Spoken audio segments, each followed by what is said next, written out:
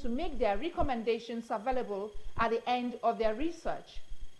In his remarks, the Secretary to the State Government, Dr. Kingsley Emu, represented by the Special Advisor to the Governor on Peace Building and Conflict Resolution, Chief Edwin Uzo, said the state government was aware that the study tour was a critical component of the course curriculum of the Institute and expressed optimism that the areas visited within the state, including security agencies and local government, as well as the interactions and ministerial briefing sessions, had enriched the team's research work. The ceremony, which had top government functionaries in attendance, featured performances by a dance troupe and presentation of gifts to the visitors as souvenirs of their time in Delta State. Christians have been encouraged to remain focused in life in order to become exceedingly great. The General Overseer of the Redeemed Christian Church of God, RCCG, Pastor Enoch Adeboye, gave the charge in his message at today's service of the church. Violet Monye monitored the message at the Jesus Vineyard Mega Parish, Delta Province 14, Asaba of the church. Pastor Adeboye, in his message via satellite, encouraged believers to always work hard, as greatness could not be achieved through idleness, saying God was interested in blessing the works of men's hands. The clergyman pointed out that true believers were seeds of Abraham and had been destined to be exceedingly great. He emphasized that greatness was generational, and those who were faithful to God would be great, while pretenders would lose God's blessings. Greatness usually begins with somebody in the family, and then, like a river, the greatness can continue to flow downstream. For an advantage, those of you who are already in Christ at your young age, you have the Almighty God to guide you. Some worshippers bared their minds on the sermon. We are meant to understand that though we are destined for greatness, to be exceedingly great, that we own a duty to prepare. So we are enjoined to always prepare, as God is there to help us. As a child of God, we should know Christ. If we don't know Christ, we will not make heaven. You have a role to play. He also has a role to play. So there must be that interplay, in our responsibility to making sure that greatness is achieved. And I think it's timely this time around because looking at what is playing out in Nigeria today and globally, there is this need of reassurance that will be promised greatness. The service featured choral renditions as well as prayers for various categories of worshippers. Violet Monye reporting.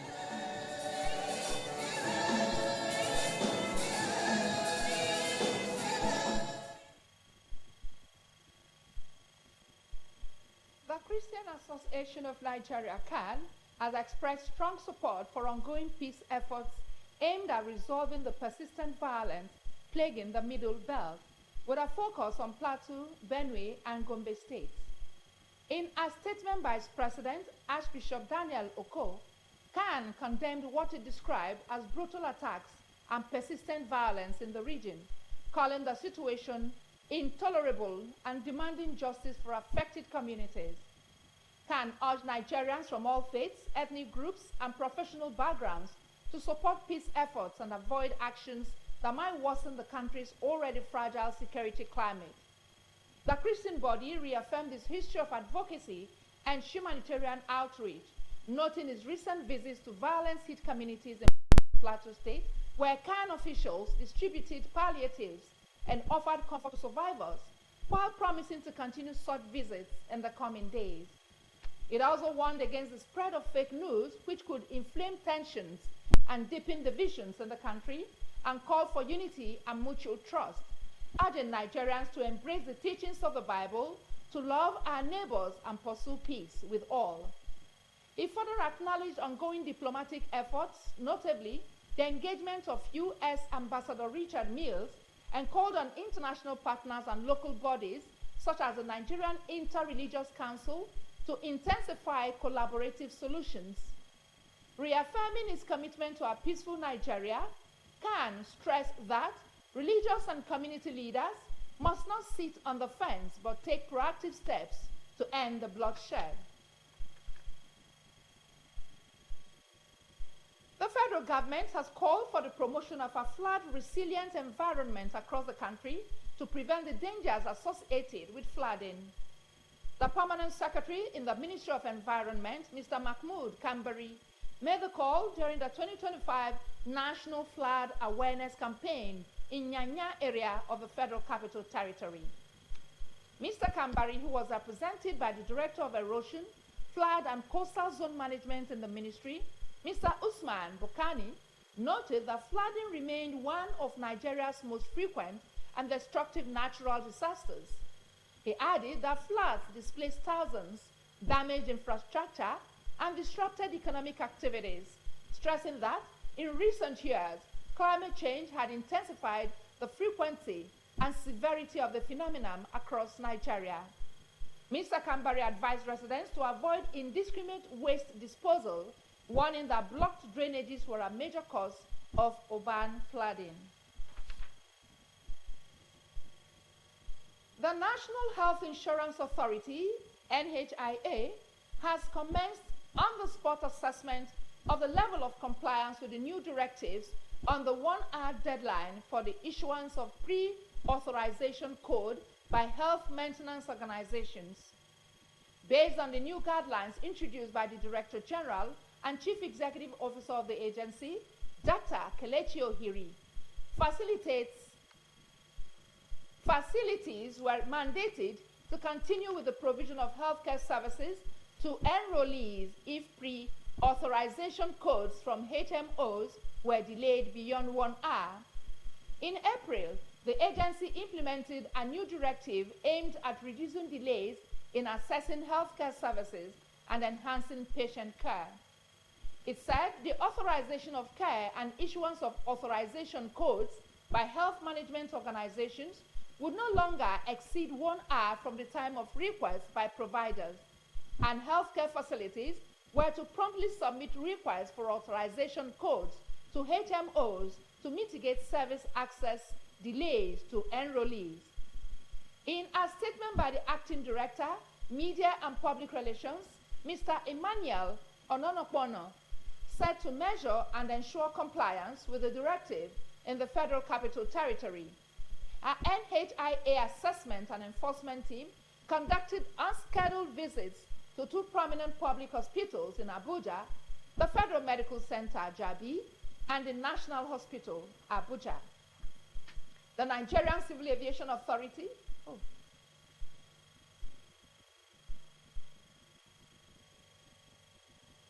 The Nigerian Civil Aviation Authority, NCAA, has issued a stern warning to airline operators, threatening stricter sanctions for those who fail to scale back flight operations when aircraft are grounded due to technical issues such as mechanical faults or bird strikes.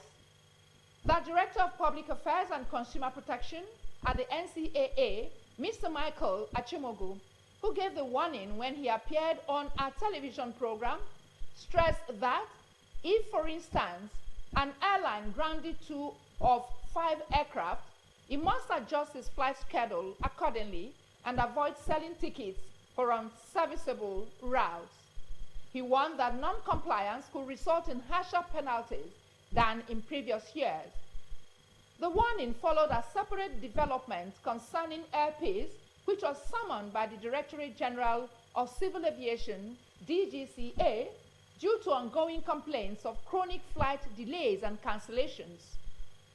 Nigerian air travelers have repeatedly expressed frustration over flight cancellations and delays, mostly caused by technical issues that reduce their number of available aircraft rather than weather-related factors, and the persistent disruptions have led to increasing dissatisfaction among passengers.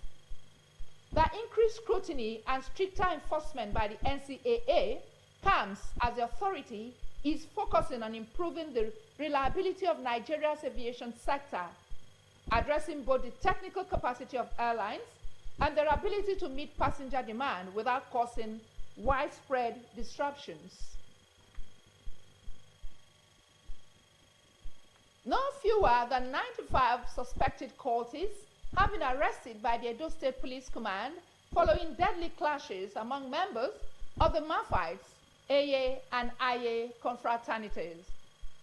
Members of the three groups had in the last 2 weeks engaged in a supremacy battle, leading to killings, maiming, and the disruption of public peace. The police said they conducted an operation targeted at the cultists, leading to the arrest of 95 suspects.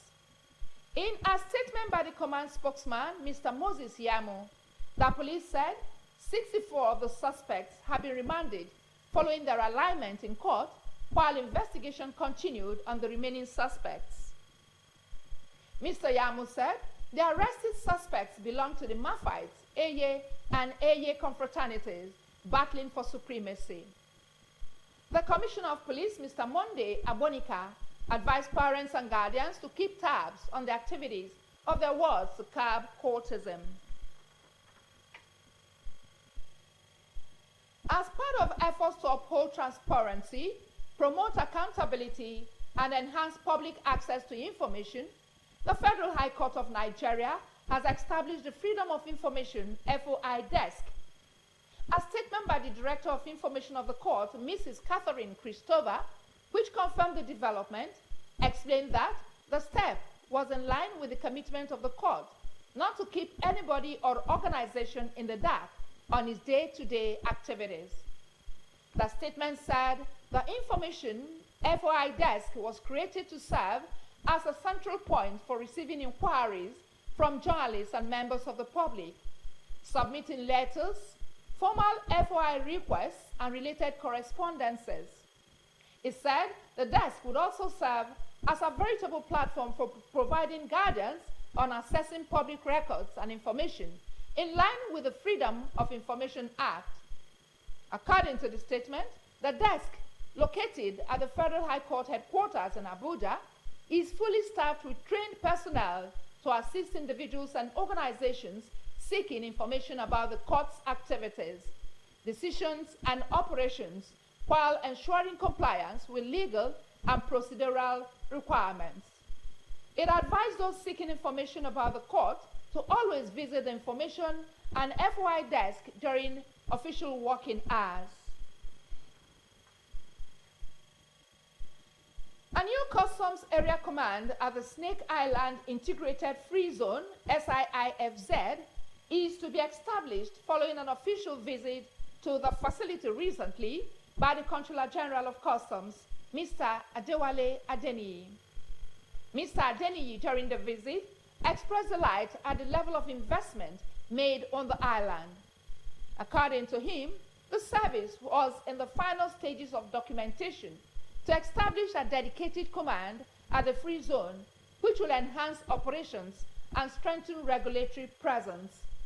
He assured that they were just at the stage where they were finalizing all the documentation, assuring that by the next time he visits the place, he will be received by a customs area controller. Mr. Adeniyi stressed the importance of synergy between customs and private sector operators in driving national economic goals, saying that they were looking forward to a symbiotic relationship that would benefit the Nigeria Customs Service, the federal government of Nigeria, and the NigerDoc as a corporate entity.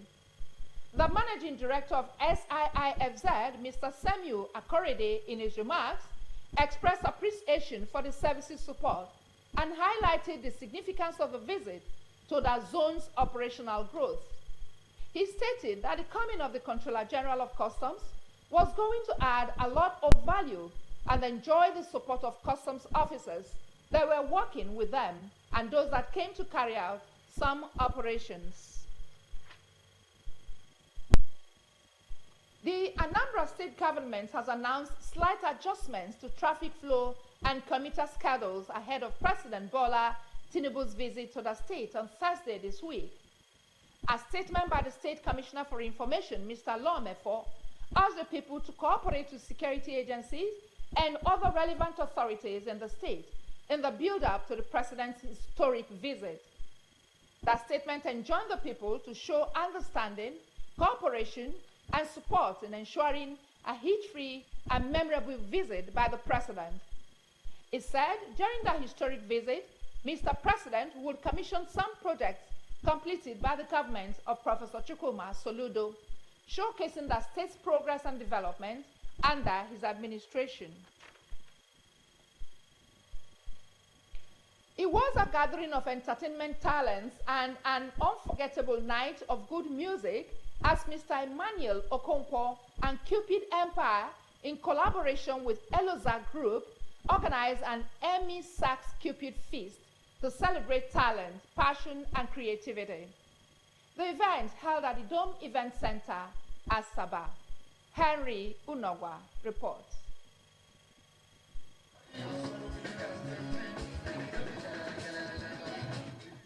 Mr. Okonkwo said the event was to appreciate residents and fans who had supported his creative skills, adding that this year's Emmy Sachs Cupid Feast was a testament to the power of music in bringing people together and improving their overall well-being. He noted that entertainment played a significant role in people's lives and the development of any society.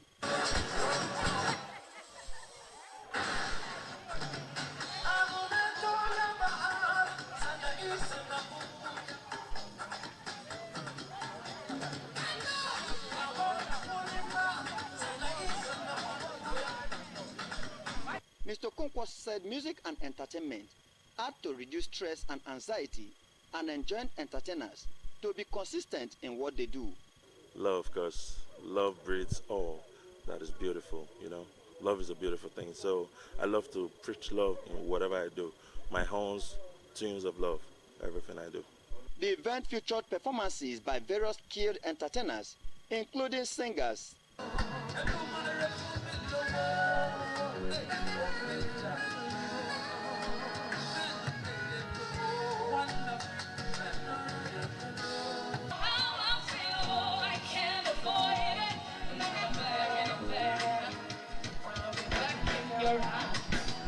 stand-up comedians and dancers from within and outside the state who treated the gathering to electrifying performances. You know, say, get you where you take park from Masava, you come park go Iguzo or Gwash. You're going to say, I live just 5 minutes away from.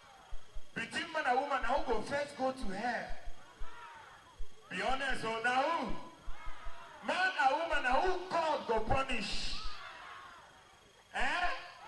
Okay, man and woman for relationship, who they like us? Emmy Sachs, also known as Mr. Cupid, demonstrated his mastery of music across various genres, which earned him ability to bring live performances to life in the state and beyond.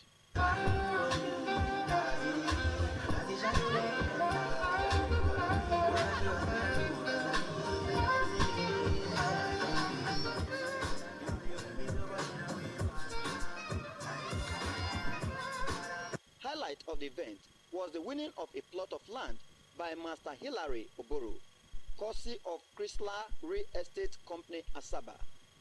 Henry Onogwa reporting. In business, the Federal Competition and Consumer Protection Commission, FCCPC, has said Meta's exit threat from Nigeria does not shield the social media giant from liability, stressing that the outcome of an ongoing judicial process would not be nullified by the company's threat to leave the country. The Commission also described WhatsApp's warning that it could be forced to exit Nigeria following the FCCPC's recent regulatory order as a deliberate attempt to wipe out public sentiment and mount undue pressure on the regulator to reverse its stance. The Consumer Protection Agency gave the response in a statement signed by its Director of Corporate Affairs, Mr. Ondaje Ijawo. Meta Platforms Incorporation, the parent company of Facebook and Instagram, had warned that it might be forced to shut down the two social media platforms in Nigeria following hefty regulatory fines and what it described as unrealistic demands from the authorities. On July 19, 2024, the FCCPC imposed a fine of $220 million on Meta, also the parent company of WhatsApp, for multiple data privacy violations and repeated infringements of the FCCPA Act 2018. The infringements included denying Nigerians the right to control their data, transferring and sharing Nigeria user data without authorization, discriminating against Nigerian users compared to users in other jurisdictions, and abusing their dominant market position by forcing unfair policy privacies. Meta had been fined $1.5 billion for similar breaches in Texas and recently was asked to pay $1.3 billion for violating European Union data privacy rules. It also faced varying penalties for similar breaches in India, South Korea, France, and Australia. The FCCPC noted that Meta did not resort to blackmail or issued threats to exit those countries, but instead complied with regulatory directives, adding that a threat to exit Nigeria would not make the agency rethink its decision.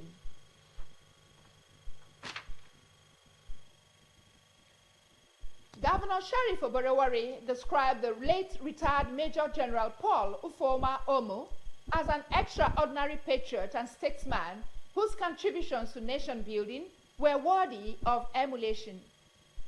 Governor Oborevwori paid tribute to the late Isoko leader during a condolence visit to the wife of the deceased, Senator Stella Omu, and the Omu family at their residence in Asaba. Ejime Udueme reports.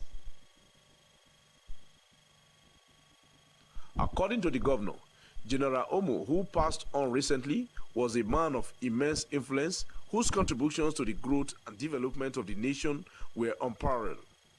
He noted that the Isoko nation has lost one of its most cherished leaders and patrons and enjoined them to take solace in the general's legendary contributions to the socio-economic and political development of Nigeria.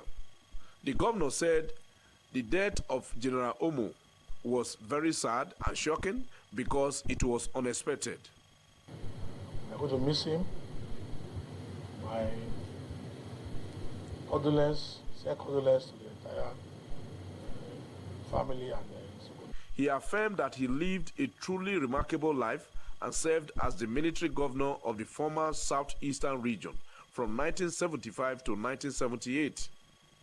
Governor Oborevwori described him as a great leader of the Isoko nation that served both the country and the Isoko people with dedication. He urged the family to find comfort in the legacies and selfless services of their late patriarch. The governor encouraged the family to take heart, knowing that their late father lived a meaningful and impactful life and contributed immensely to the development of the nation. There's always time and season. It's time to be born, it's time to die. So what is more important that he has lived a very good life that will be remembered for. So my consolation to the family is to take heart. My prayers and thoughts are with them at this very difficult time. The governor was accompanied on the visit by his chief advisor, Senator Igoyoto Amori, Chief of Staff, Honorable Johnson Erijo, Member representing Isoko South Constituency 2, Honorable Ferguson Owo, Member representing Isoko South Constituency 1, Honorable Bino Obomano, Member representing Isoko North, Honorable Bernard Odion, Commissioner for Lands, Surveys and Urban Development, Chief Emamusi Obiode, and Vice Chairman of Isoko North Local Government Council, Dr. Evelyn Aluta, among others. Ejime Udueme reporting. The state government has encouraged qualified and eligible Delta youths to apply for the Nigerian Army 89th Regular Recruits Intake, RRI, for non-trades and tradesmen and women. The application, which commenced in March, will end on the 17th of this month. A government statement has enjoined qualified youths to visit the Nigerian Army's recruitment website at https://recruitment.army.mil.ng to fill and submit the online application free of charge. The statement said government buses will be positioned in strategic locations across the 3 senatorial districts of the state to convey shortlisted candidates to the venues of the screening. The statement urged local government chairmen, traditional rulers, clergymen, and leaders of faith-based organizations to encourage their eligible youth to apply and participate in the exercise.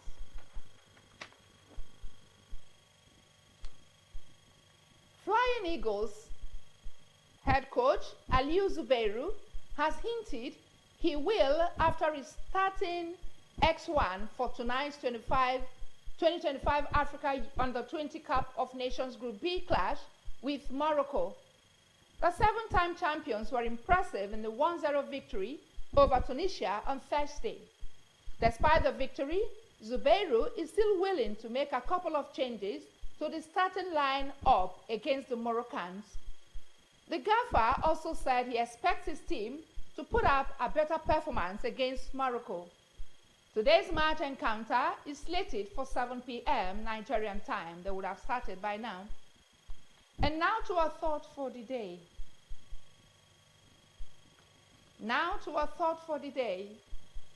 Do what the clock does. Keep moving.